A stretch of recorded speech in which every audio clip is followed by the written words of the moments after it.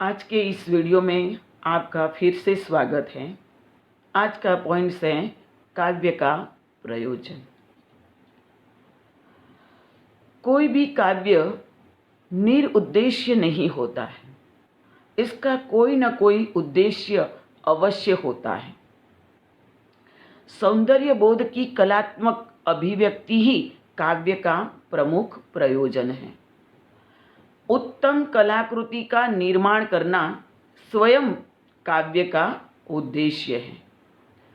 काव्य का उद्देश्य उसके अंदर ही निहित है, इसे बाहर ढूंढना नहीं चाहिए।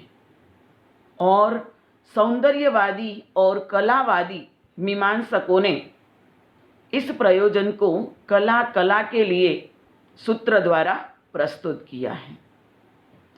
वैसे तो काव्य का मूल प्रयोजन काव्य की आत्मतुष्टि है। भारतीय दर्शन में भी जीवन को सर्वाधिक महत्वपूर्ण माना है। भारतीय दर्शन मनुष्य जीवन को महत्वपूर्ण मानता है और इसी को ध्यान में रखते हुए सभी प्रकार की कलाओं और सभी प्रकार के शास्त्रों की रचना जीवन को अधिक उन्नत बनाने के उद्देश्य से होनी चाहिए। और इस प्रयोजन को कला जीवन के लिए सूत्र द्वारा प्रस्तुत किया है। और ये जो प्रयोजन है ये सत्यम शिवम सुंदरम के सूत्र द्वारा प्रस्तुत हुआ है। आचार्य विश्वनाथ ने धर्म, अर्थ, काम, मोक्ष की प्राप्ति को काव्य का प्रयोजन माना है।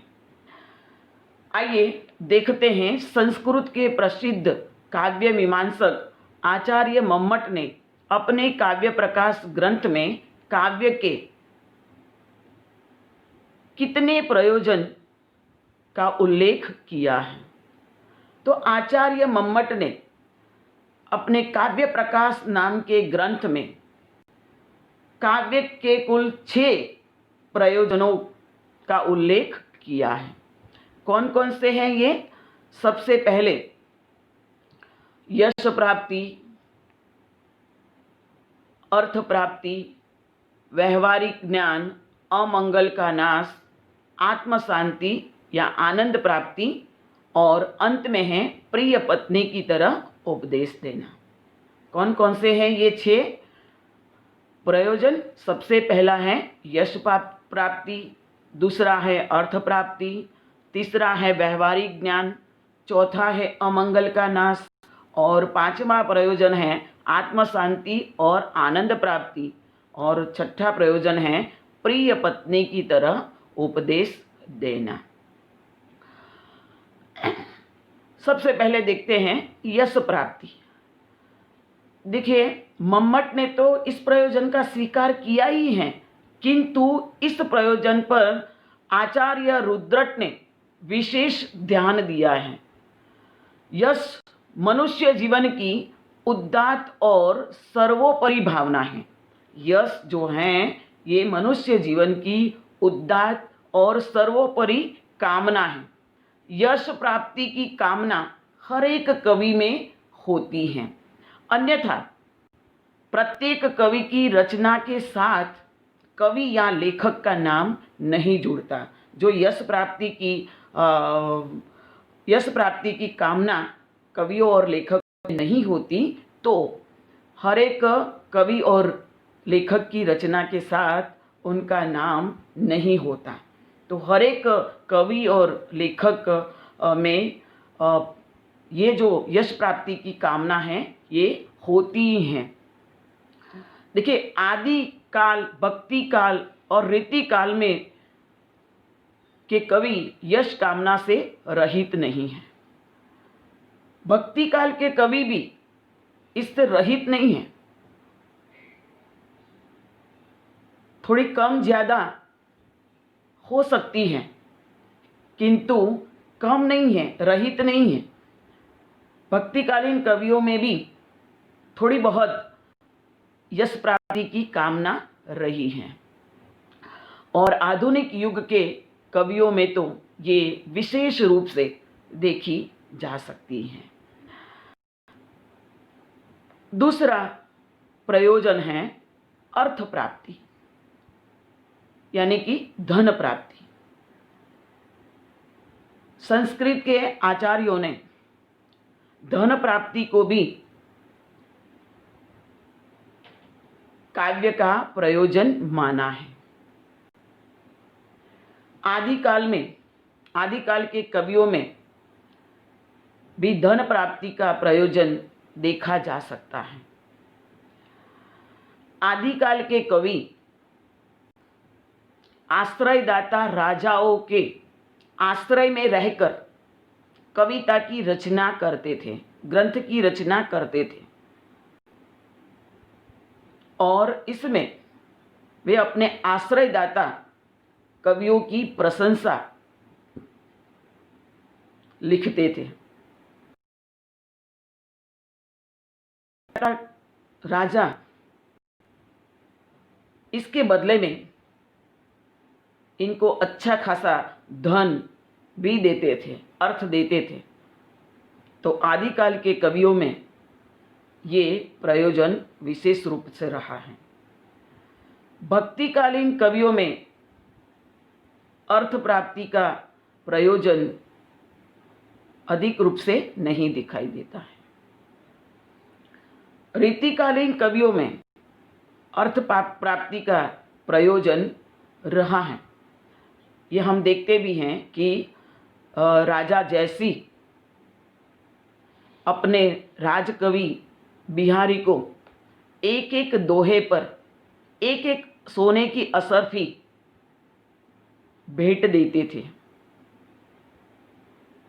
तो रीतिकाल में भी विशेष रूप से ये काव्य का प्रयोजन रहा है, और आधुनिक काल में तो विशेष रूप से रहा है। अर्थ प्राप्ति का प्रयोजन आधुनिक काल में तो विशेष रूप से रहा है। आधुनिक काल में तो काव्य अर्थ के लिए ही लिखे जाते हैं, ऐसा कहे तो अनुचित नहीं होगा। आइए देखते हैं तीसरा पॉइंट, व्यवहार ज्ञान। आचार्य भरत मुनि, मम्मट, कुंतक और भामह ने इस प्रयोजन का प्रतिपादन किया है। यह प्रयोजन जो है ये पाठकनिष्ठ प्रयोजन है। यह प्रयोजन पाठकनिष्ठ प्रयोजन है। पाठकनिष्ठ प्रयोजन इसीलिए क्योंकि अपने भौतिक यथार्थ का साक्षात्कार भी वह करता है, और कवियों की कविता से पाठक को व्यवहारिक ज्ञान मिलता है, और यही ज्ञान जीवन अच्छी तरह से जीवन जीने में उपयोगी होता है। आगे का पॉइंट्स है अमंगल का नाश। आचार्य मम्मट ने अमंगल के नाश को काव्य का प्रयोजन माना है। देखिए, भक्तिकालीन कवि दैहिक, भौतिक और दैविक अमंगल के नाश के लिए साहित्य का सहारा लेते हैं। धार्मिक ग्रंथ रामचरितमानस के पठन के बाद फल सूची, एक लंबी फल सूची प्रस्तुत करता है। तुलसीदास का रामचरितमानस ग्रंथ के पठन के बाद फल की सूची, एक लंबी फल सूची प्रस्तुत करता है।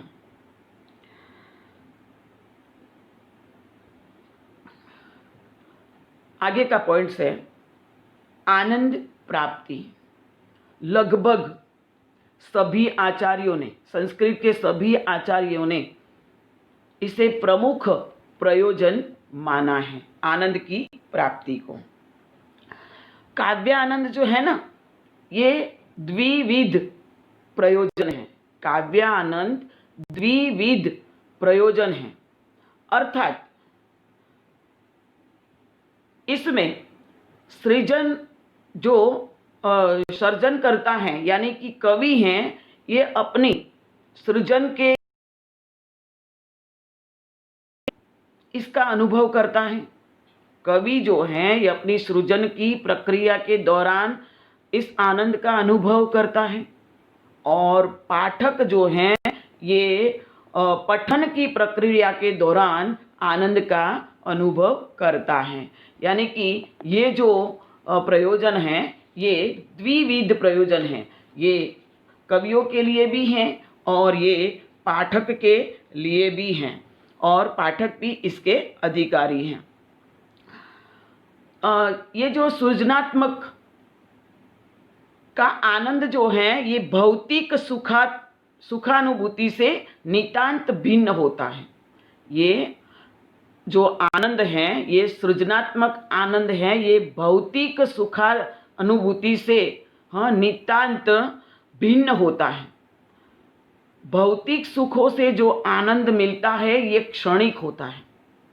भौतिक सुखों से जो आनंद मिलता है ये क्षणिक होता है, किंतु इस प्रकार का आनंद जो है वह क्षणिक नहीं है और अलौकिक आनंद है, दिव्य आनंद मिलता है। इसका ये कभी समाप्त नहीं होता है। भौतिक आनंद तो क्या है, आज मिला है, किसी चीज से जो आनंद मिलता है ये क्षणिक होता है, आज मिला है कल नहीं मिलता है। किंतु काव्य का आनंद जो है ये कैसा है, ये भौतिक नहीं है, ये अलौकिक आनंद है, और ये आनंद हमेशा के लिए रहता है। और अंतिम पॉइंट्स हैं प्रिय पत्नी की तरह उपदेश देना। देखिए, आचार्य मम्मट ने यह लेखकनिष्ठ प्रयोजन माना है। आचार्य मम्मट ने इसे लेखकनिष्ठ कविनिष्ठ प्रयोजन माना है। पत्नी के समान मधुर शब्दों में उपदेश देना काव्य का प्रयोजन है। पत्नी के समान मधुर शब्दों में उपदेश देना काव्य का प्रयोजन है। जिस प्रकार से पत्नी जो है वह मधुर शब्दों में उपदेश देती है, वह कुछ कठोर बात कह भी देती हैं और पति को पता भी नहीं चलता है कि हाँ मुझे डांट पड़ी, इतने मधुर शब्दों में वह उपदेश देती हैं। तो कवि का काम भी है कि मधुर शब्दों में लोगों को उपदेश दे।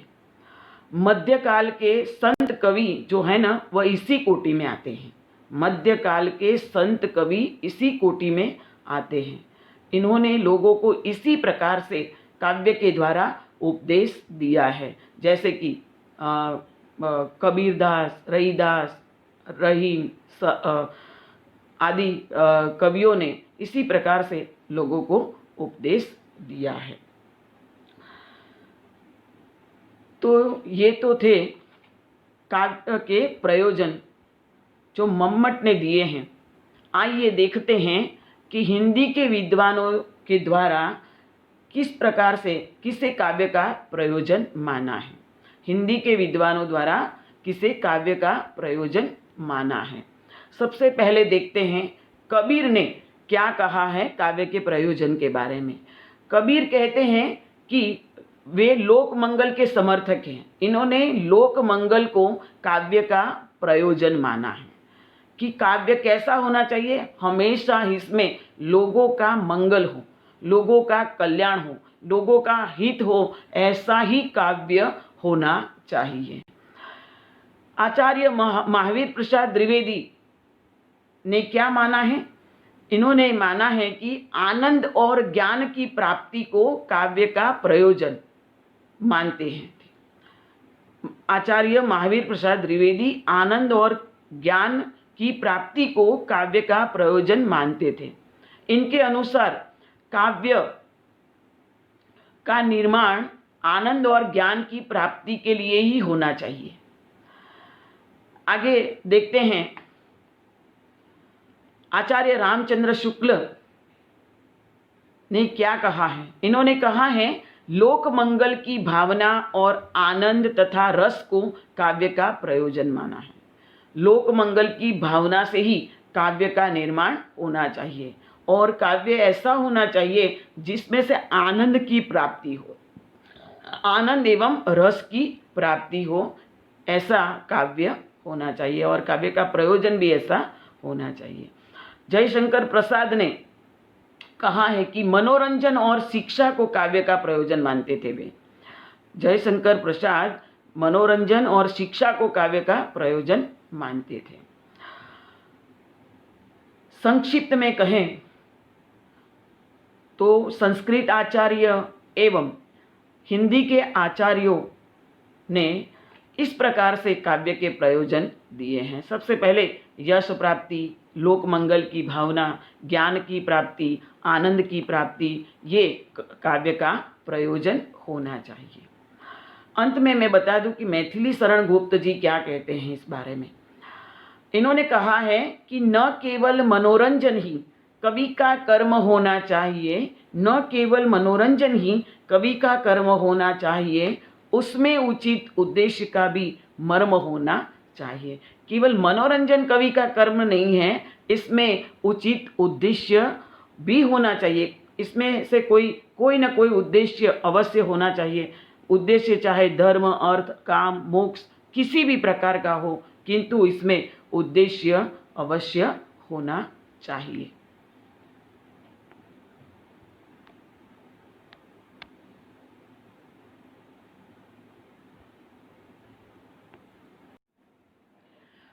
आज के इस वीडियो में आपका हार्दिक स्वागत है। आज का पॉइंट्स हैं काव्य के तत्व। काव्य का मूलाधार है भाव। भाव काव्य की आत्मा है। भाव के बिना कविता संभव नहीं है और भाव की अभिव्यक्ति का माध्यम है भाषा। व्यक्ति होती है। इन दोनों के आधार पर काव्य के दो भेद हैं, एक भाव पक्ष, दूसरा कला पक्ष। पहला है भाव पक्ष। भाव ही काव्य की आत्मा है। भाव पक्ष के अंतर्गत कहा जाता है काव्य की सामग्री और काव्य की मूल संवेदना ही भाव पक्ष कहलाता है। यदि मनोगत भावनाओं से काव्य का अधिक संबंध है, अतः उत्तम काव्य रचना में स्थूल सामग्री कम से कम होती है। प्रबंध काव्य में स्थूल सामग्री यानी कि कथा का आधार लिया जाता है और मुक्तक काव्य में अनुभूति, कल्पना और संवेदना की संयोजित अभिव्यक्ति होती है। भारतीय आचार्यों के अनुसार इन्होंने काव्य के तीन मुख्य तत्व बताए हैं, रस, अलंकार और छंद। खास करके इन्होंने रस को अधिक महत्व दिया है। आचार्य भरत मुनि ने रस का स्वीकार करते हुए उन्होंने कहा है, एक सूत्र दिया है जो इस प्रकार से है, विभावा अनुभाव व्यभिचारी संयोगाद्रह रस निष्पत्ति। विभावानुभाव व्यभिचारी संयोगाद्रह रस निष्पत्ति। भाव, विभाव, अनुभाव और व्यभिचारी भाव के संयोग से रस की निष्पत्ति होती है। आचार्यों ने रस के 9 प्रकार बताए हैं, जो इस प्रकार से हैं, श्रृंगार रस, वीर, अद्भुत, भयानक, रौद्र, विभत्स, शांत, हास्य और वीर रस। और इन्होंने भाव पक्ष का प्रमुख तत्व माना है रस को। आचार्य विश्वनाथ ने भी तो कहा है कि रसात्मक वाक्यम काव्यम, अर्थात रस युक्त वाक्य ही काव्य कहलाता है। इन्होंने अलंकार को भी प्राधान्य दिया है और इसके साथ साथ छंद को भी महत्व दिया है। छंद को भी इन्होंने महत्वपूर्ण तत्व माना है। आइए देखते हैं पाश्चात्य आचार्यों ने भाव पक्ष की पुष्टि के लिए कितने तत्वों का स्वीकार किया है। इन्होंने 3 तत्वों का स्वीकार किया है। पाश्चात्य आचार्यों ने भाव पक्ष के अंतर्गत 3 तत्व माने हैं जो इस प्रकार से हैं। पहला है भाव तत्व, दूसरा है बुद्धि तत्व और तीसरा है कल्पना तत्व। आइए देखते हैं सबसे पहला भाव तत्व। भाव कविता का प्राण है। भाव ही कवि की कल्पना का प्रेरक है। भाव जितना अच्छा होगा उतनी ही कविता अच्छी होगी। भाव अगर अच्छा नहीं है तो कविता अच्छी नहीं बन सकती है। इसीलिए तो संस्कृत आचार्यों ने भाव को जीवत माना है, प्राण माना है। जीवत यानी प्राण माना है। इसे आत्मा माना है काव्य की। और इसमें चित्त की जो स्थायी और अस्थायी वृत्तियों हैं, इसी का नाम है भाव।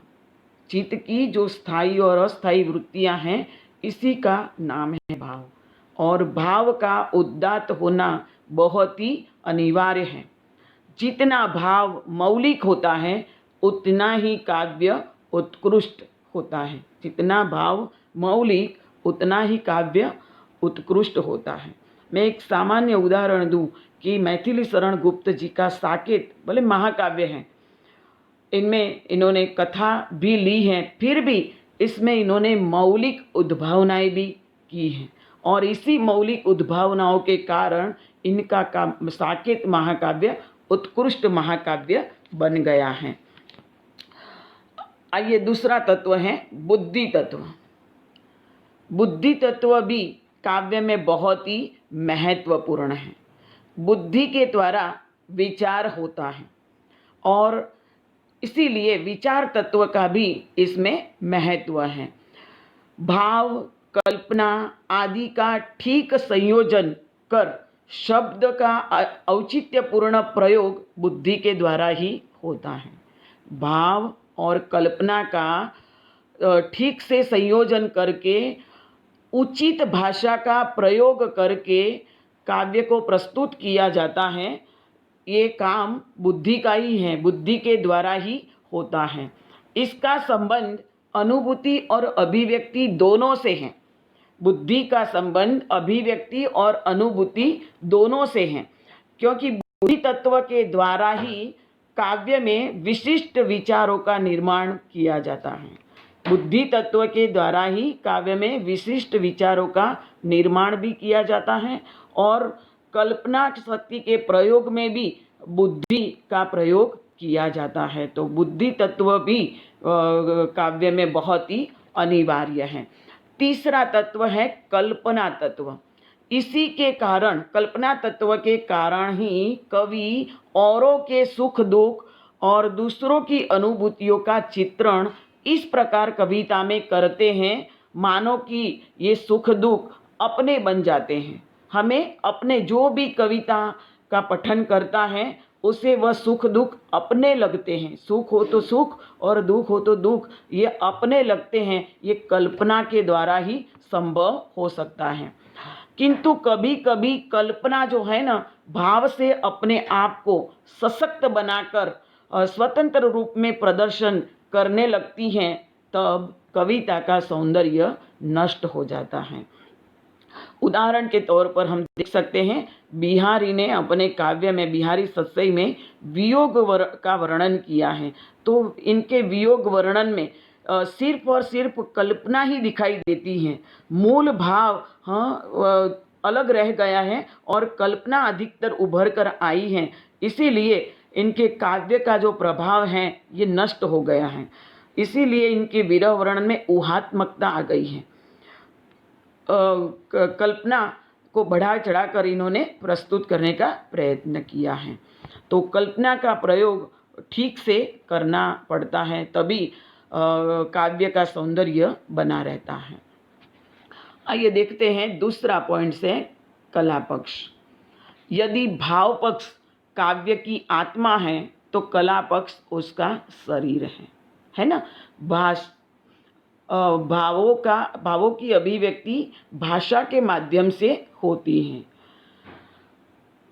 कवि अपने विचार और भाव भाषा के माध्यम से प्रस्तुत करते हैं और रचनाकार जिस भाषा, जिस रूप और जिस पद्धति में अपनी अनुभूति को व्यक्त करता है उसे शैली कहा जाता है। कवि भाषा को जिस रूप में और जिस पद्धति में और अपनी अनुभूति को प्रस्तुत करता है उसे शैली कहा जाता है। इसके अंतर्गत 3 प्रकार की शब्द शक्तियों का प्रयोग होता है: अभिधा, लक्षणा और व्यंजना। अभिधा किसे कहते हैं? साधारण, और अभिधा जो है वह साधारण अर्थ का बोध कराती है। अभिधा साधारण अर्थ का बोध कराती है।